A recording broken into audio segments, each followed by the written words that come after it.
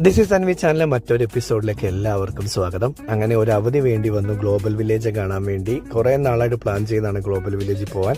നമുക്ക് വീക്കെൻഡിൽ ഒരു ദിവസം അവധി കിട്ടുമ്പോൾ ഗ്ലോബൽ വില്ലേജിൽ പോകാൻ സത്യം പറഞ്ഞ സമയം കിട്ടാറില്ല. അങ്ങനെ ഈ വലിയ അവധിക്ക് ഗ്ലോബൽ വില്ലേജ് എന്തായാലും പോകണമെന്ന് ഞങ്ങൾ തീരുമാനിച്ചാണ് നേരത്തെ. അങ്ങനെ 5 പെപ്സിയുടെ മഞ്ഞ അടപ്പുമായിട്ട് ഞങ്ങൾ ഗ്ലോബൽ വില്ലേജ് കാണാൻ പോയി. അകത്ത് കയറി ടിക്കറ്റൊക്കെ എടുത്തു. നല്ല തിരക്കുണ്ടായിരുന്നു.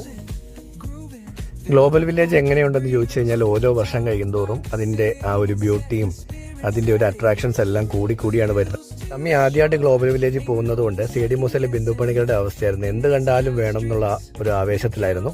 അങ്ങനെ തമ്മിക്ക് ടർക്കിഷ് ഐസ്ക്രീം ഒക്കെ മേടിച്ചു. ഇത്തവണ ഞങ്ങൾ ഇതുവരെ എക്സ്പീരിയൻസ് ചെയ്യാത്തൊരു റൈഡിൽ കയറി. കാണുമ്പോൾ സിമ്പിളെന്ന് തോന്നുമെങ്കിലും മേളിൽ ചെല്ലുമ്പോൾ അറിയാം ശരിക്കുള്ള അവസ്ഥ. ശരിക്കും പേടിച്ചു എന്ന് പറഞ്ഞാൽ മതിയല്ലോ. ഇതിൻ്റെ ഇടയ്ക്ക് ഒരു നല്ല ഫാൻസി മാല കണ്ടപ്പോൾ തമ്മിക്ക് മേടിച്ചു കൊടുത്തു. ഏത് പവലിയനാണെന്ന് ഓർമ്മയില്ല. അങ്ങനെ ഈ വർഷത്തെ ആദ്യത്തെ ഗ്ലോബൽ വില്ലേജ് യാത്ര കുറച്ച് പവലിയൻ കണ്ട് ഞങ്ങൾ അവസാനിപ്പിച്ചു. ബാക്കി വിശേഷങ്ങൾ അടുത്ത വീഡിയോയിൽ കാണാം.